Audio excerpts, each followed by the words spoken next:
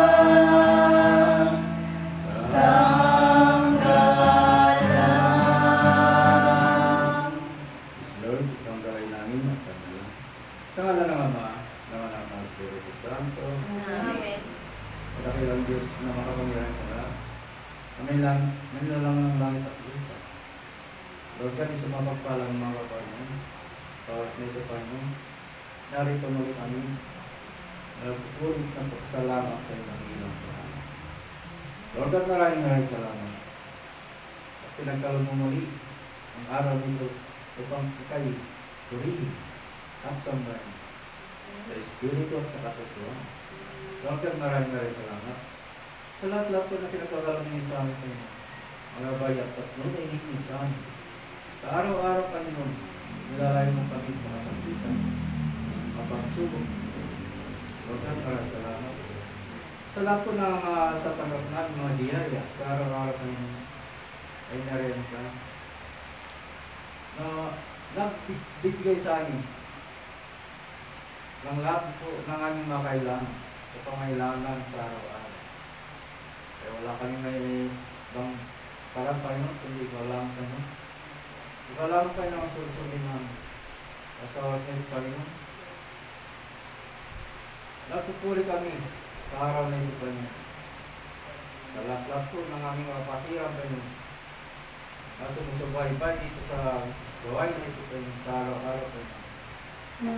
At sa isip mo sa kanila, nabuksan nila ang kanilang mga cellphone upang makapanood sila at makaparinig ng mga bahal mong salita. Kaya Lord God, maraming salamat. Maraming pa yun ang pinapanalangin din namin kayo. Ang aming reverend, ang aming spiritual director, Reverend Father Melvin Castro, si Tarlac kayo. Ay Panginoon, malapit na kami magsama-sama upang kami ay kapag-ayod dyan sa Tarlac. Ay pagkalubog kayo, pag kami makalawas na sa aming upang pag-ayod at makapag-mahayag ng mabuting balita tulad ng isang na gusto mo kayo ay lubusan mo upang mamayo at ipalaganap ng mabuting balita ng kaligtasan. Lord God, maraming salamat kayo. Patawarin mo rin kami sa aming pagkakasala. Sa isip, sa salita at sa gawa kayo ng napakasala. Ay patawad po kayo. Patawad kayo. Ay wala kami magagawa pa niya kung hindi sumunod sa ibang kalugan. Maraming salamat kayo. Sa oras nito Panginoon, muli ka lang pupurihin sa pamagitan ng pag-alis. Jesus reign from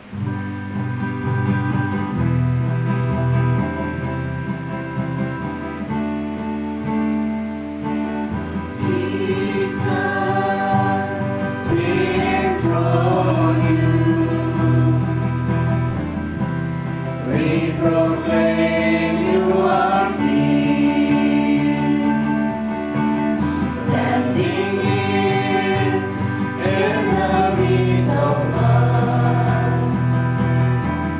We raise you up, we are praised, and as we worship, build your throne, and as we worship in your throne, and as we worship in your throne, come Lord Jesus and take your place. Lord Jesus, we enthrone you. We proclaim you are King, standing here in the midst of us. We raise you up, we are praised,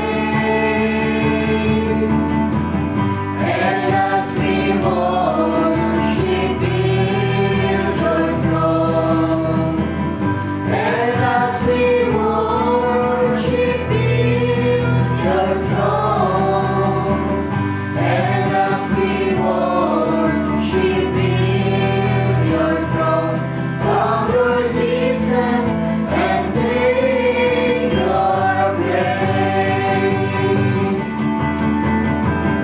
And as we worship in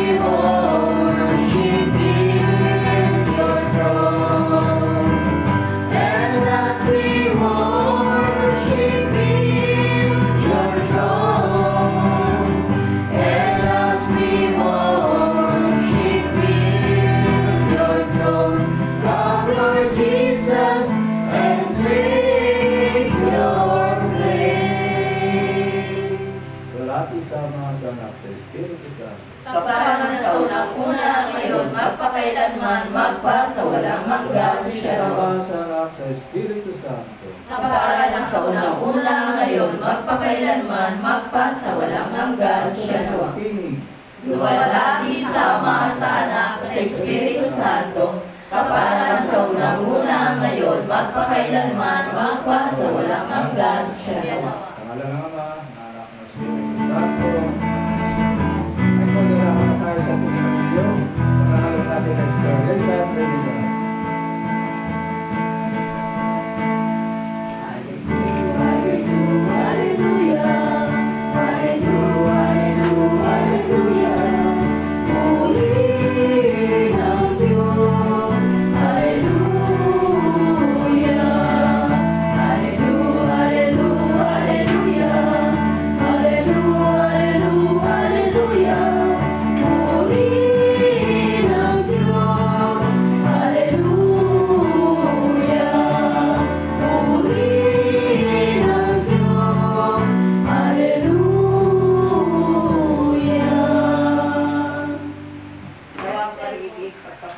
Biyaya ng ating Panginoon ay sumating lahat.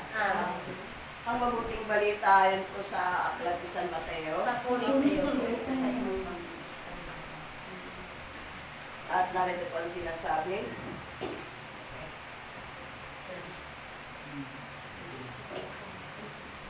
Noong panahong iyon, sinabi ni Jesus sa kanyang mga apostol, "Huwag ninyong isiping na parito ako upang magdala ng kapayapaan sa lupa. Naparito ako upang magdala ng taba, hindi kapayapaan. Sapagkat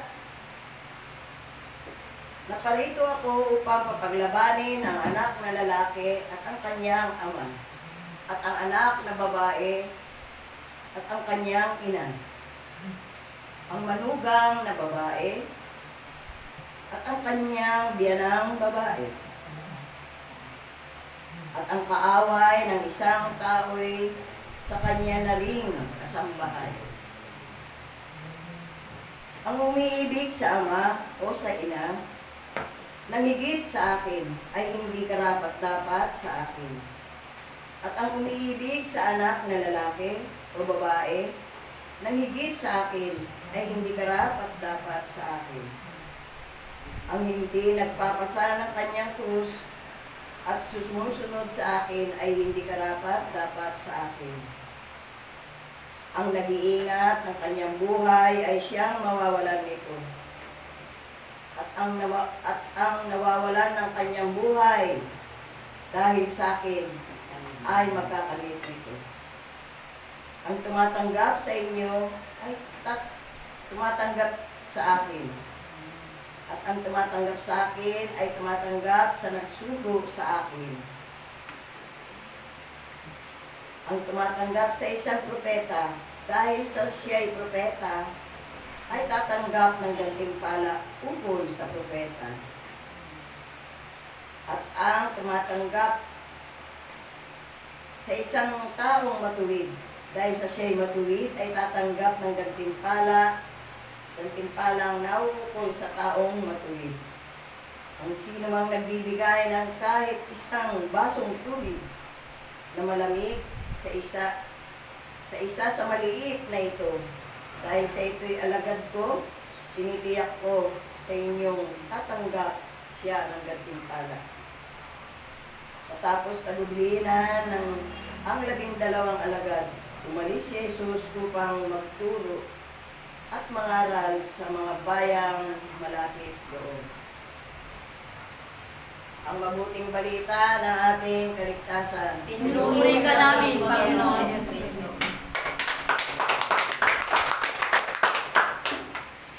Magandang umaga po sa ating Diyos na buhay, sa ating buhay ng Birhen, sa kabanal-banal ng Espiritu.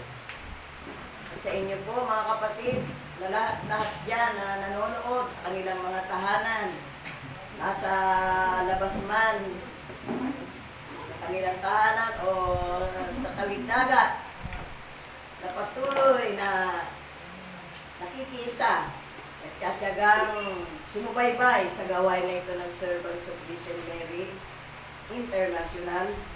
Gandang umaga po sa inyo.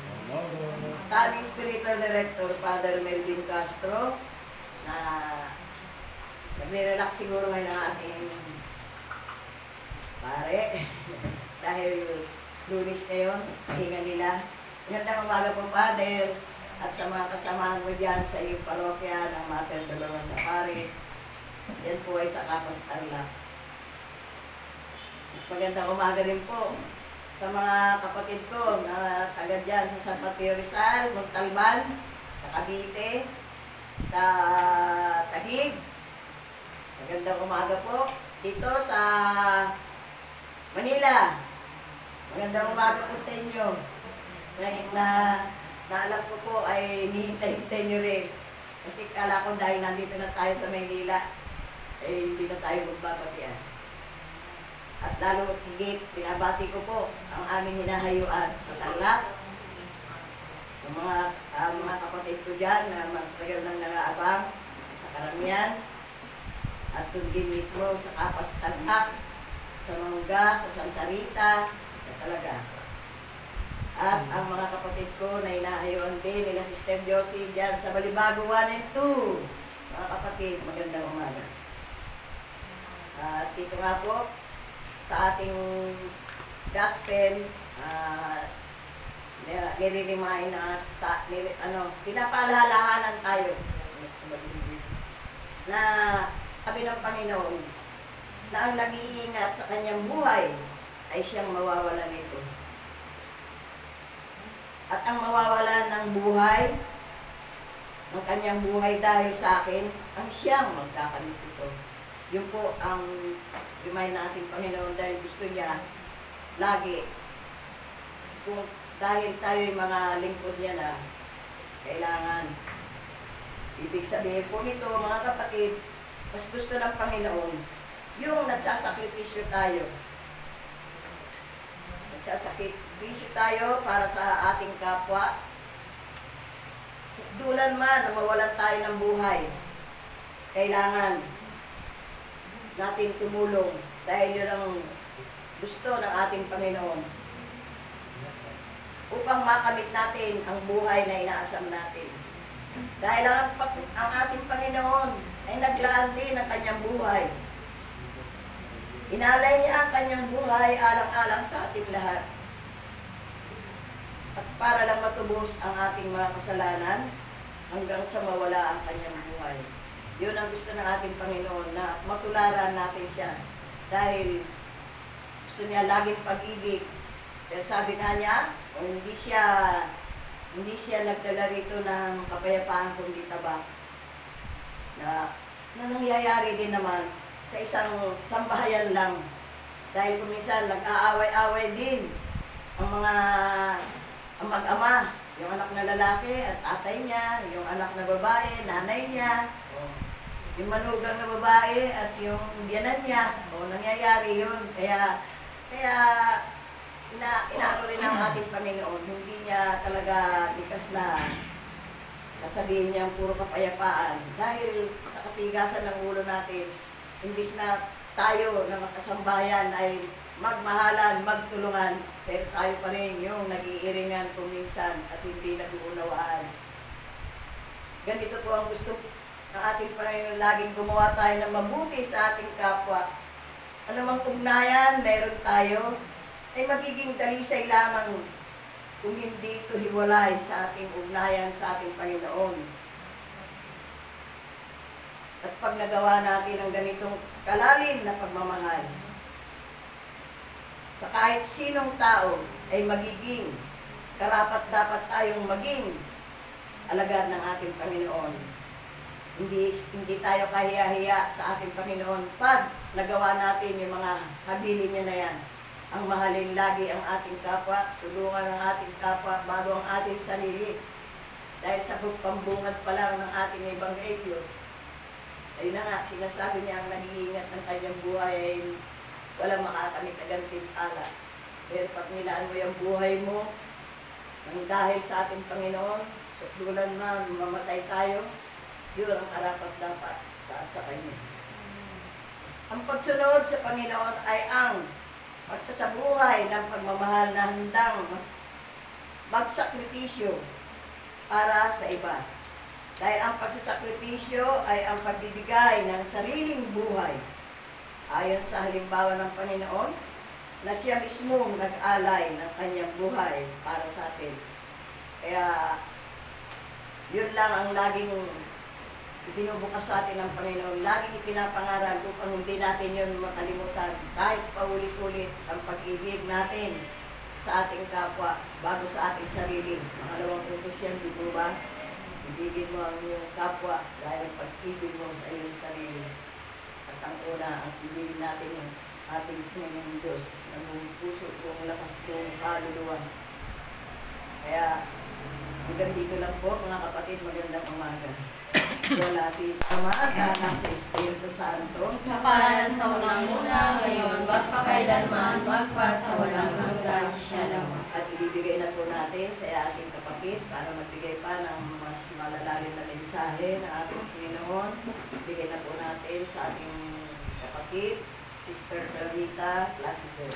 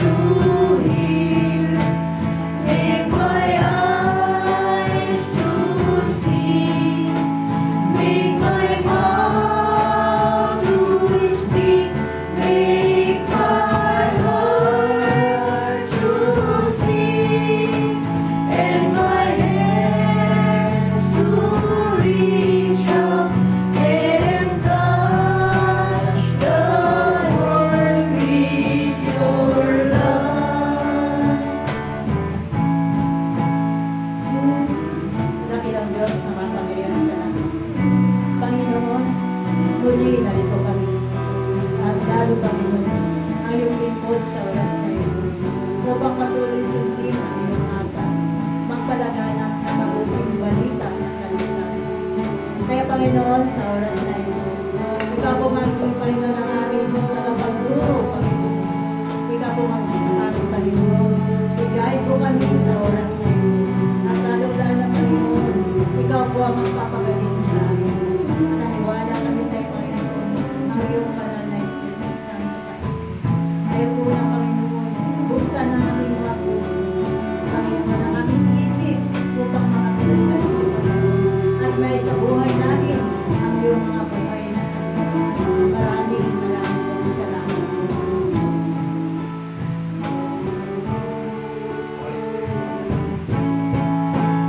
Holy Spirit, come, make my ears to hear, make my eyes to see, make my mouth to speak, make my heart to sing, and my hands to reach out and touch the Lord with your love. Luwalhati sa Ama, sa Anak, at sa Espiritu Santo. Kapara sa unang-una, ngayon, magpakailanman, magpasawalang hanggan. Siya nawa. Luwalhati sa Ama, sa Anak, at sa Espiritu Santo. Kapara sa unang-una, ngayon, magpakailanman, magpasawalang hanggan. Siya nawa. Tayo pong lahat, Luwalhati sa Ama, sa Anak, sa Espiritu Santo, kapara sa unang-una, ngayon, magpakailanman, magpasawalang hanggan. Siya nawa. Sa ngalan ng Ama, ng Anak, at ng Espiritu Santo. Amen. Unang-una po, good morning po sa ating lahat. Lalo-lalo po sa mga unang-una sa Banal na Espiritu Santo, sa manay ng Birhen.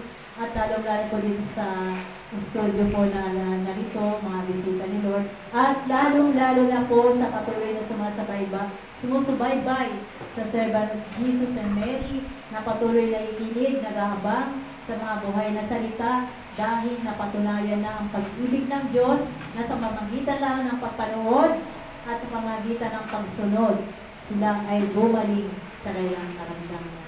Tayo po lahat gagaling sa ating karamdaman. No? Palakpakan po natin ang ating karamdaman.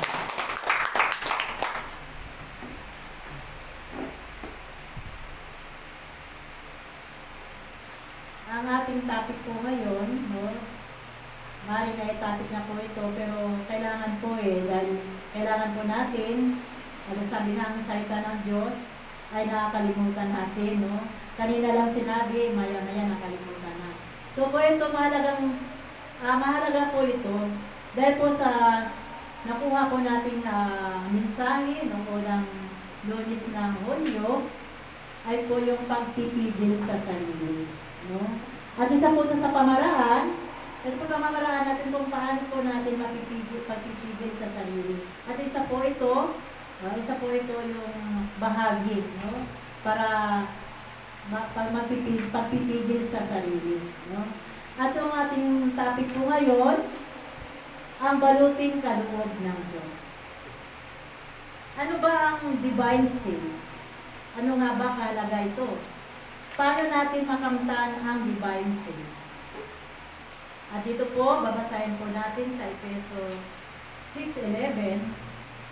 Isuot ninyo ang baluting kaloob ng Diyos upang paglabanan ninyo ang mga lalang ng diablo. Ang salita ng Diyos. Salamat sa Diyos. Number 1 po, ang diablo ay mayroon din kapangyarihan. At kung wala tayong balupit iba, madali tayong malupit ni Satanas. Ano mang nararapat natin gawin upang mapagtagumpayan ang galaw ng kadiliman. No? Ano nga ba po yung dapat natin gawin? No? Kasi tayo po, mayroon po tayong pamamaraan. No? Ang unang-una po, no, yung, di ba po isa po sa tinuturo itong umpisal, no? Kailangan po mangumpisal tayo. Dahil yung mga kasalanan natin, hindi pa natin naipukumpisal, lalo na pag kinumpisal natin, yun lang, medyo hindi nakakahiya. Kasi minsan nahiya tayo sa pari. Pero kailangan po yung pinaka-the best nating kasalanan. Yun yung pangumpisal natin yun. Kasi pag oras na hindi natin pinangumpisal, matagal na ang panahon, para po itong mantsa. Kung makita natin damit natin mamantsahan, matagal labhan, mahirap nang tanggalin. Ganoon din po yung mga kasalanan natin. Kailangan po natin ay ikumpisal. No, isa po ito sa divine, baluting kaloob sa atin ng Diyos. At lalo po yung fasting and prayer. No?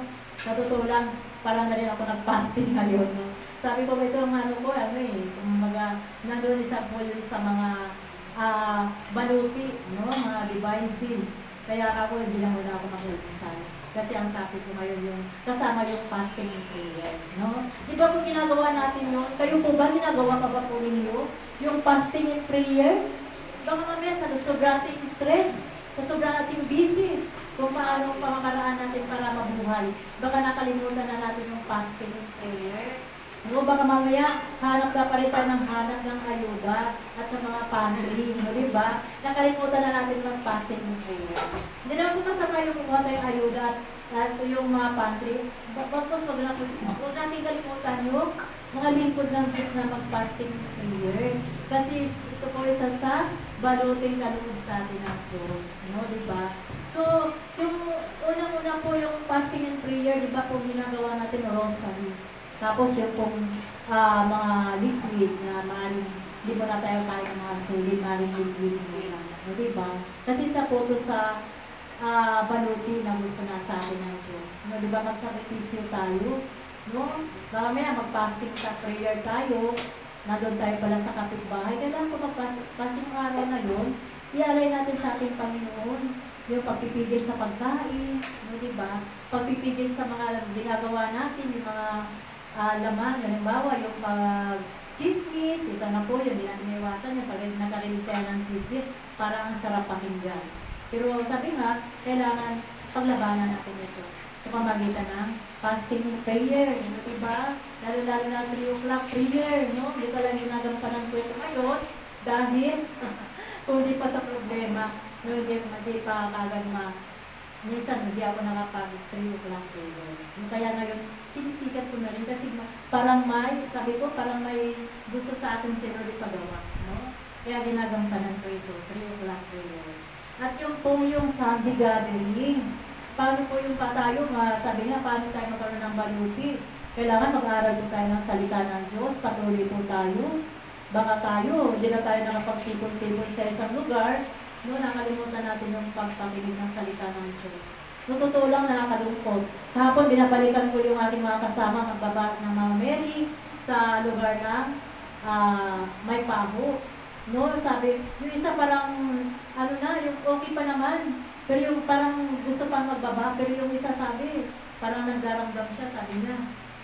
Dahil doon sabi ko, kailangan bibigyan ko siya ako ng ticket para sa gawain natin, para magkaroon tayo ng video.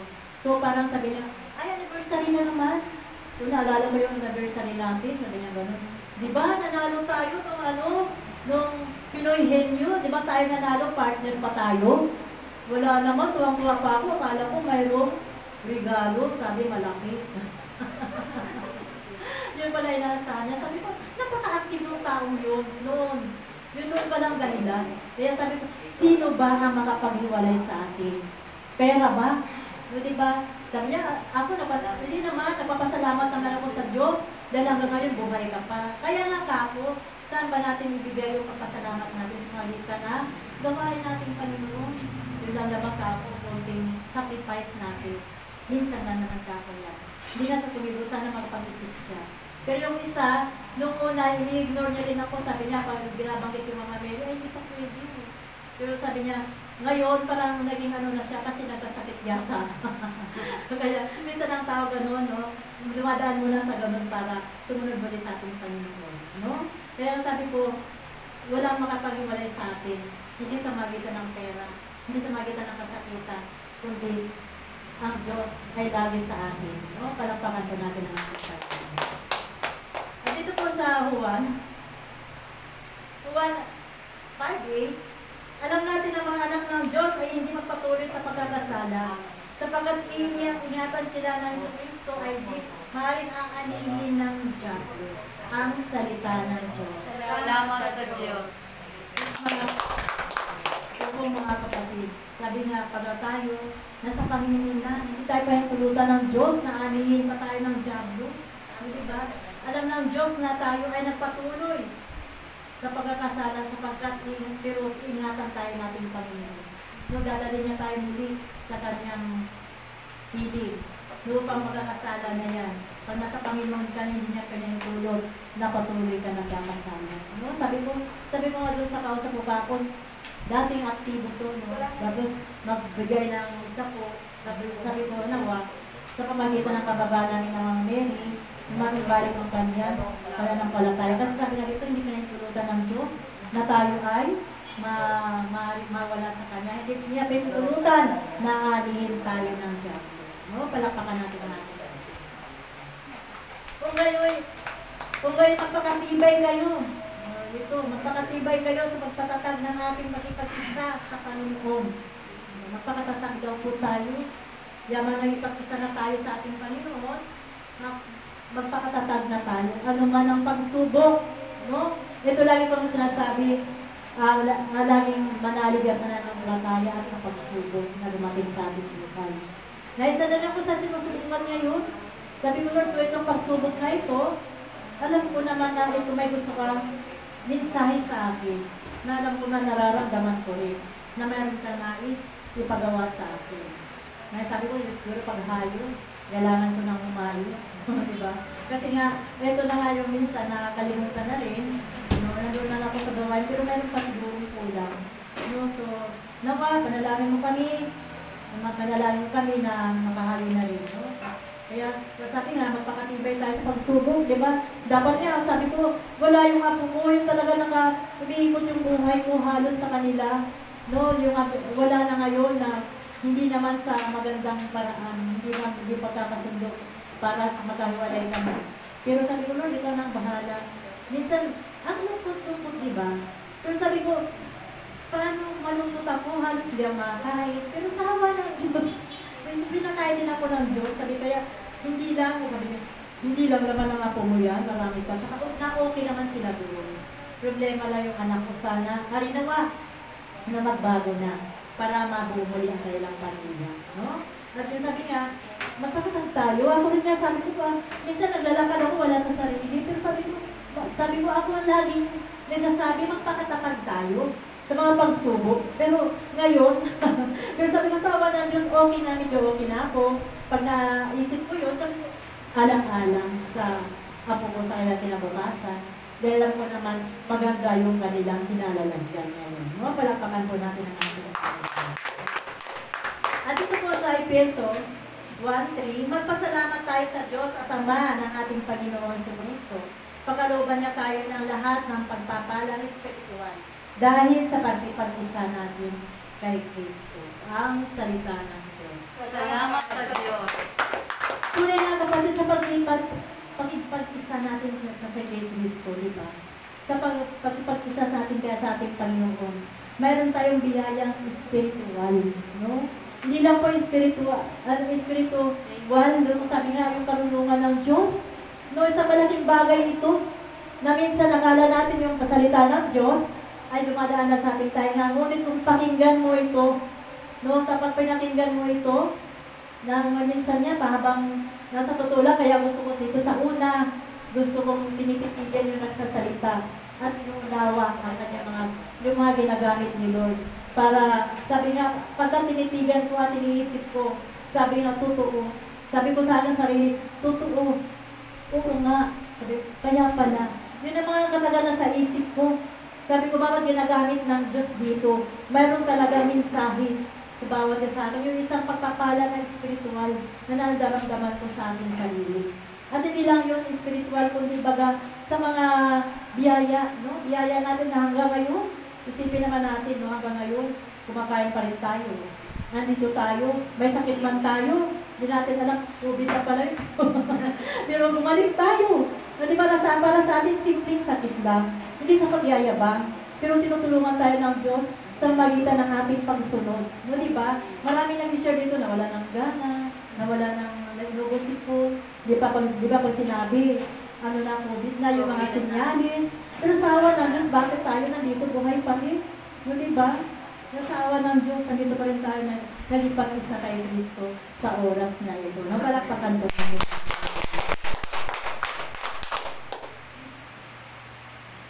Ito sa number 3. Subalit kung tayo manumbalik muli sa kasalanan, di ba nawawala na sa atin ang baluting kaloob ng Diyos?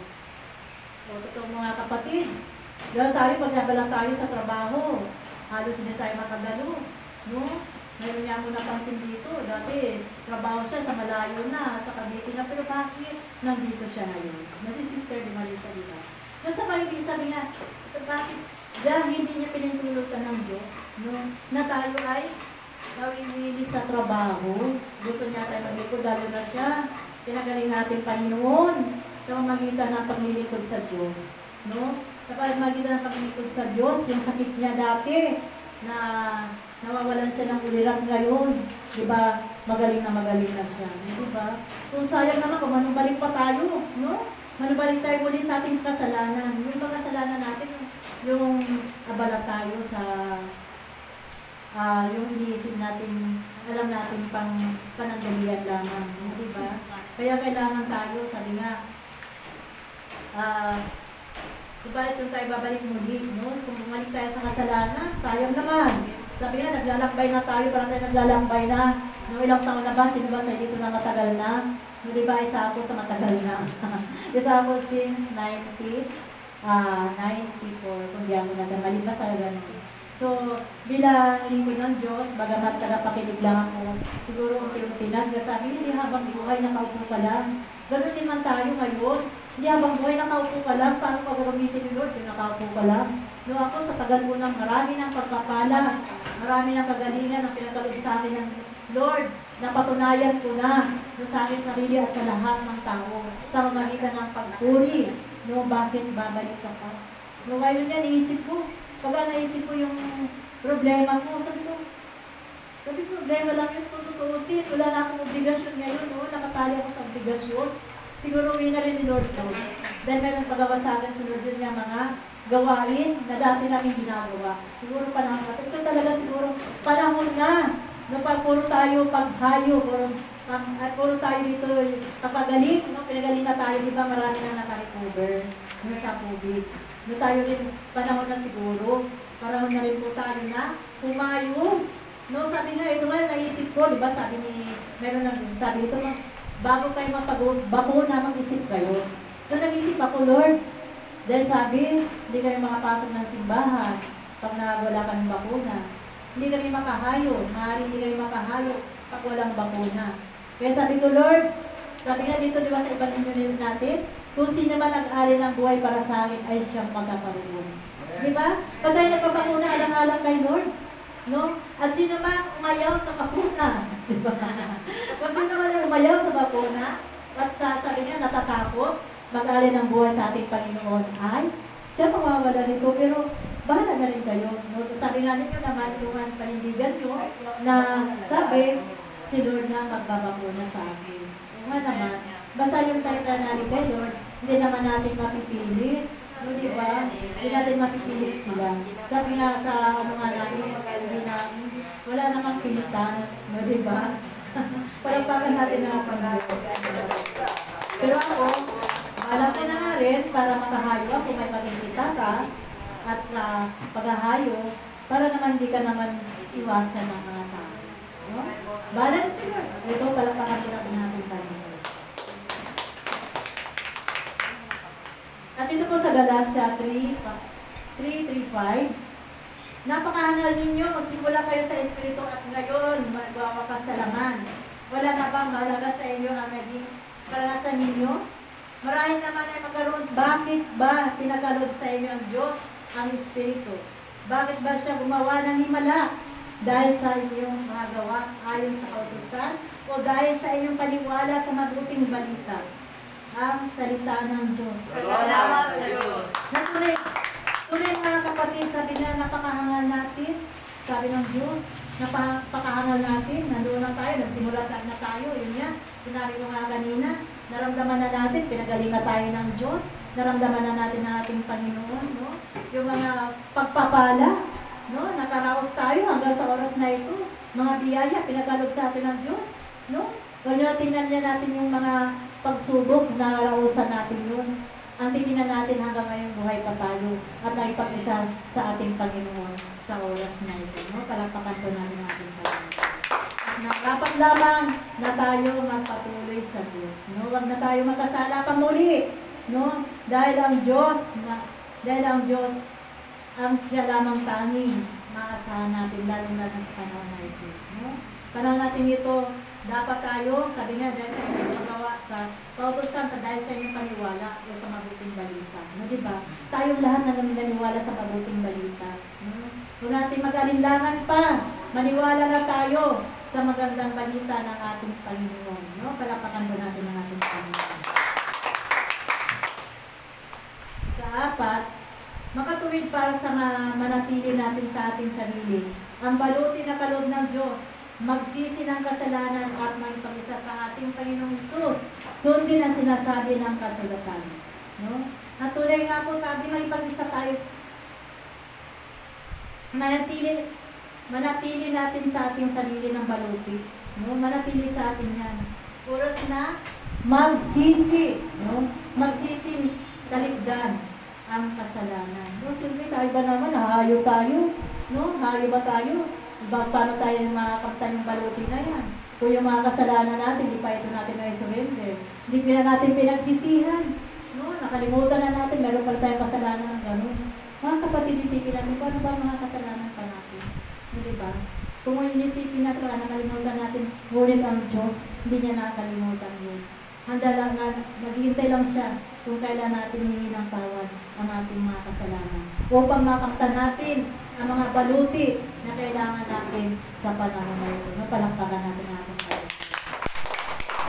Ephesians 6:14 27, kaya maging handa kayo.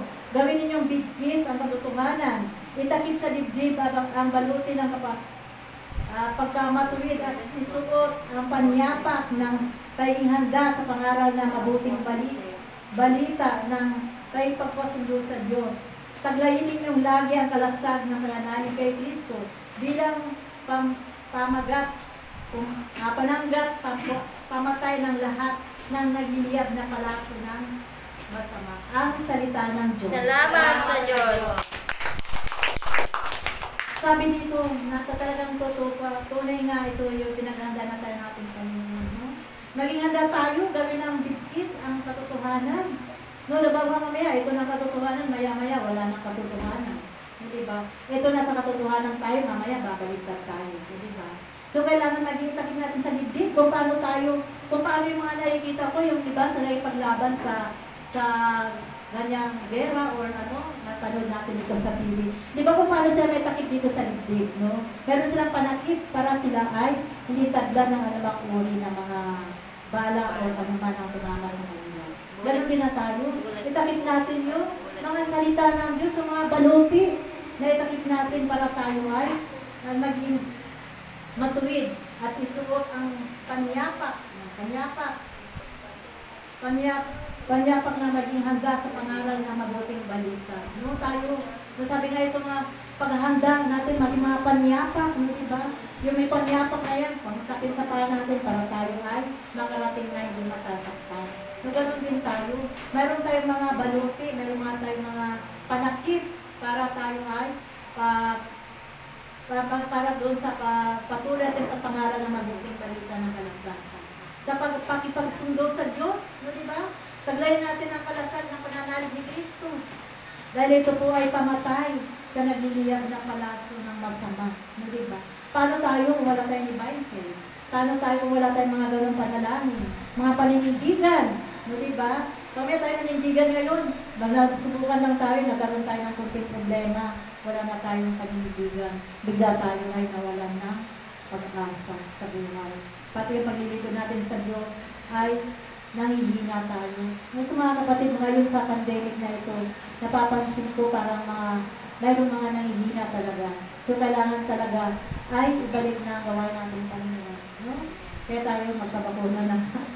Pero bahala na si Lord. Sabi ko nga, kung may willing tatanggap sa akin, bagamat wala pang bakuna, rin naman. Nung meron na kami kinakasundo. Sabi nung matagal na, ulit taon na, nandito sa may lugar na may paho. Sabi ko, sister, magano ka na, mag-rosary ka na lang. Willing ka ba kahapon na magkaroon tayo ng Bible prayer? Sabi niya, ay hindi na po. Anong gusto mo, rosary na lang. Rosary na lang. O sige, mag-rosary na kayo habang wala pa kami.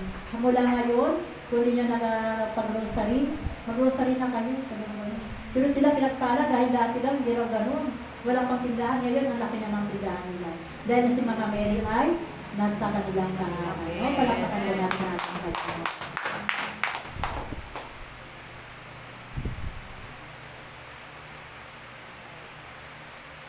Isuot ninyo ang helmet ng kaligtasan at kunin ninyo ang tabak ng kaloob ng Espiritu sa makatuwid ang salita ng Diyos. Salamat sa Diyos. Sa makatuwid, sabi nga, wala tayong dapat isuot kundi ang helmet ng kaligtasan.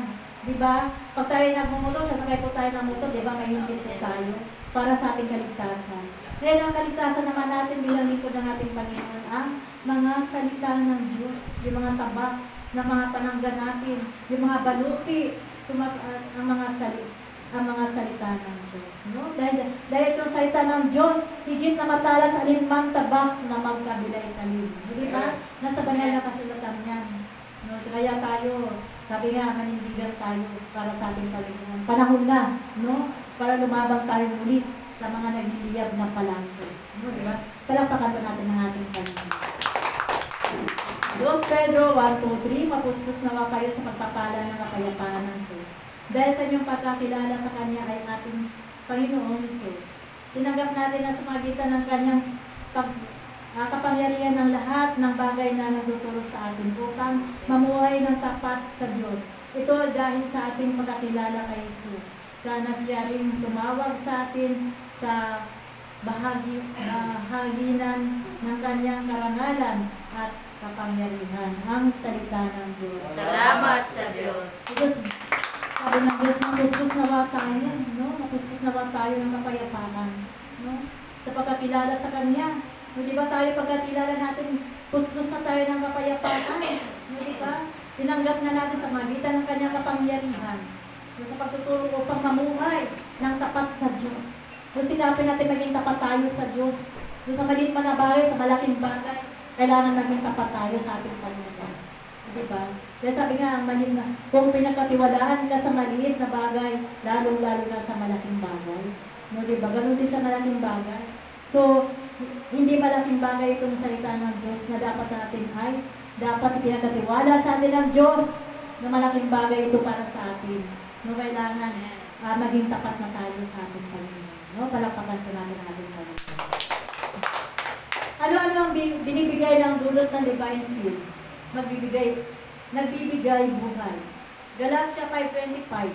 Ang Espiritu ng buhay sa atin, kaya ito rin dapat maghari sa ating buhay. Ang salita ng Diyos. Salamat sa Diyos. Sabi ang Espiritu ng buhay, dapat ito daw maghari sa ating buhay.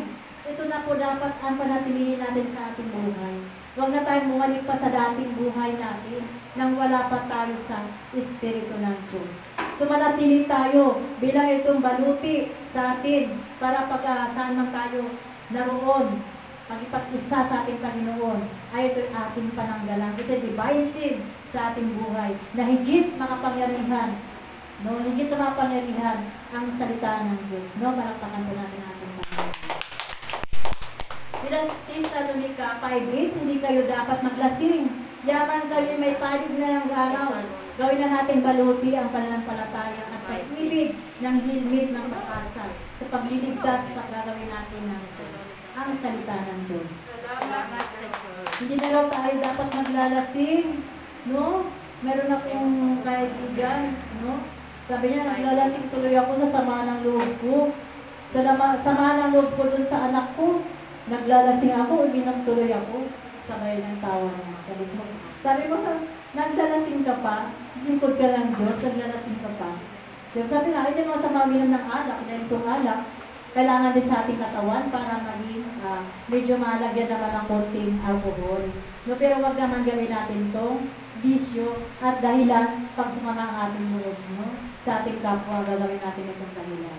No? Dapat nga, sabi nga, pagka tayo ng Panginoon na, dapat naalisin na natin unti-unti mga bagay nang alam natin na ayaw ng Diyos, no? Yung paglalasing. Mayamang gawin ng baluti. Paano pa tayo magkaroon ng baluti?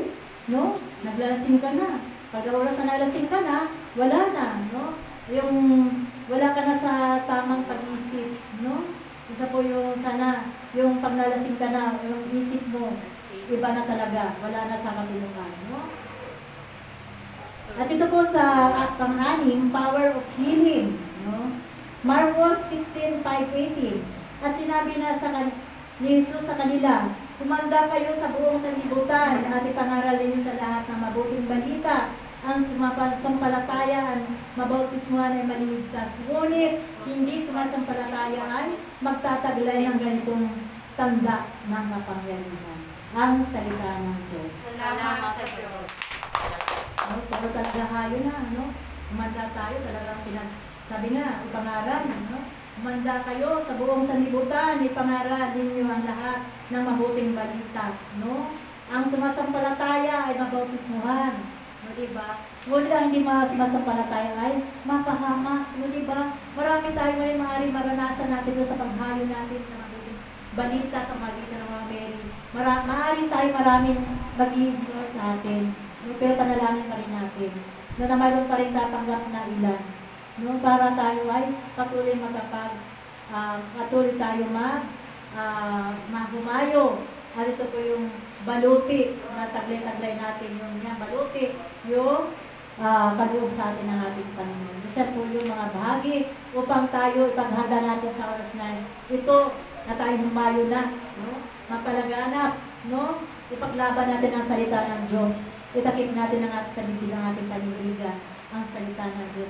Upang tayo ay magtagumpay laban sa galaw ng kaliliman. Ngayon lang, maraming salamat sa ating sa buhay. Luwalhati sa Ama, sa Anak at sa Espiritu Santo. Para sa unang-una, ngayon, magpakailanman, magpasawalang hanggang siya Sa naman. ngalan ng Ama, ng Anak at Espiritu Santo. Amen. Pagkita ko tayo ng steam.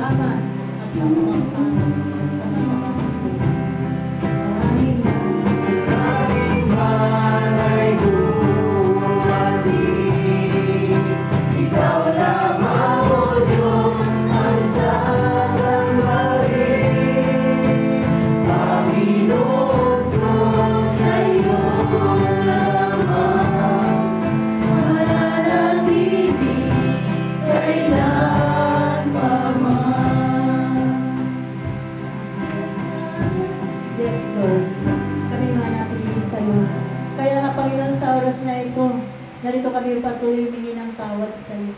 Dahil Panginoon, wala kami may tago sa iyo lahat ay langkad sa iyo, Panginoon.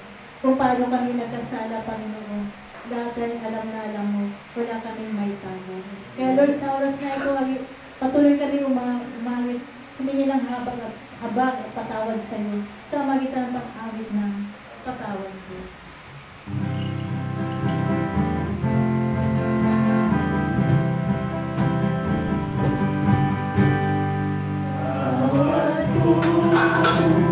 Oh,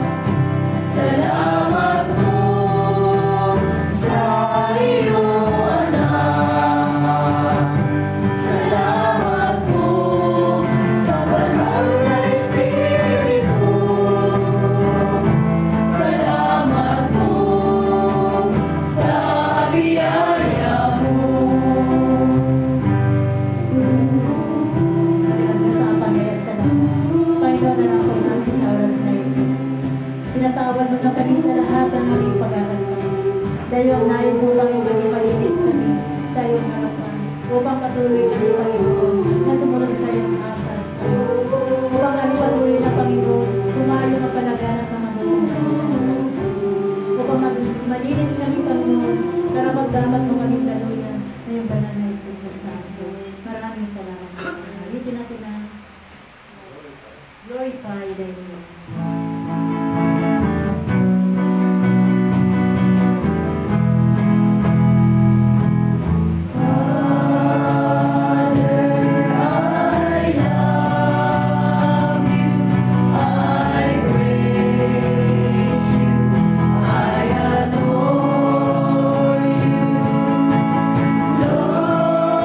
Glorify thy name in all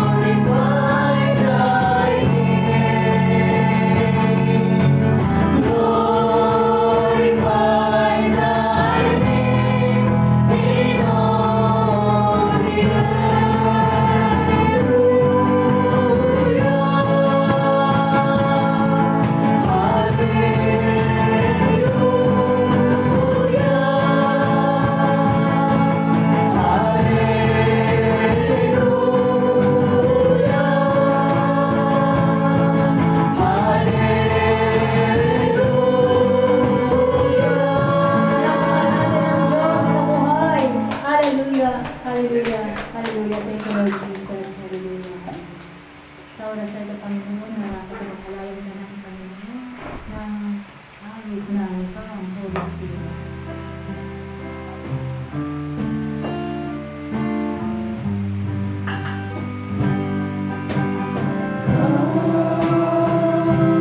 Holy Spirit, I need you.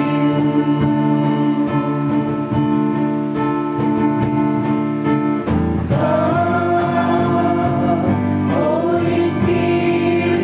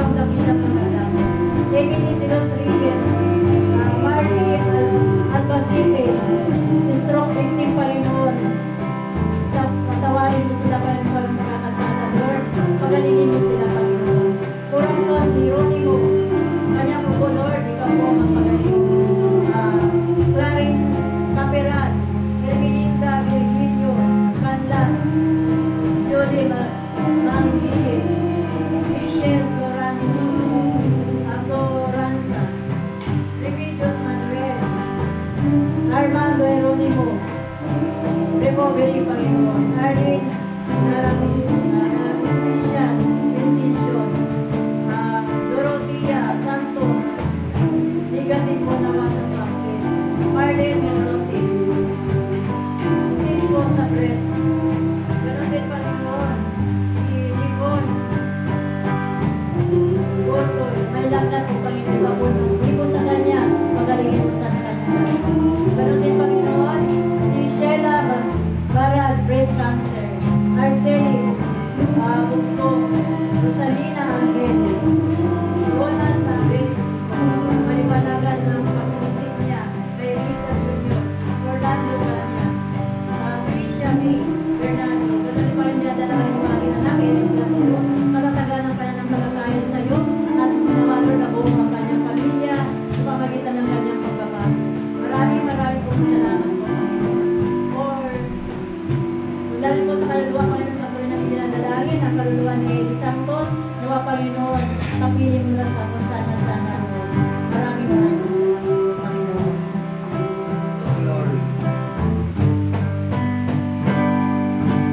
Glory.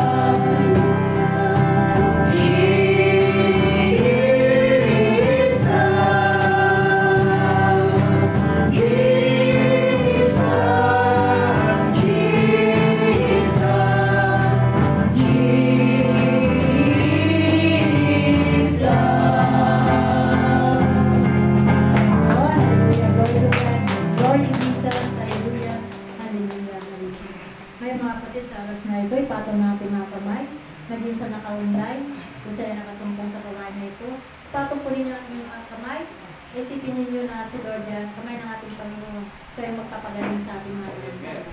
Alitin natin ang Heal me, O Lord.